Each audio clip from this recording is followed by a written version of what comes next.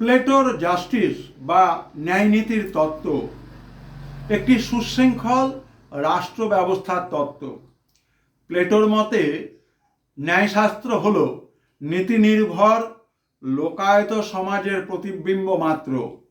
ন্যায়নীতির মূল উদ্দেশ্যই হল একটি সমাজকে সুসংহত রূপ দেওয়া। তার কাছে ন্যায়নীতি এবং আদর্শ রাষ্ট্র গঠন একে অপরের পরিপূরক। অধ্যাপক আর লিন্ডসে বলেছেন, প্লেটো ন্যায়নীতির মাধ্যমে মানব চরিত্র গঠনের উপাদানগুলোকে এক সুদৃঢ় ভিত্তির উপর প্রতিষ্ঠার কথা বলেছেন। এই উপাদানগুলিতে প্রজ্ঞা, সাহস, সংযম, ন্যায় এগুলো গুরুত্বপূর্ণ। এই বিভাজন থেকেই বোঝা যায় প্লেটো সমাজের স্থিতিশীলতা ও অগ্রগতিতে ব্যক্তির ভূমিকাকে স্বীকার করে নিয়েছেন।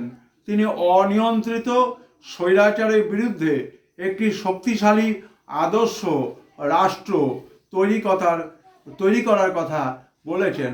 অত্যন্ত সংক্ষেপে এটি হলো প্লেটোর ন্যায়নীতির তত্ত্ব বা জাস্টিসের ধারণা।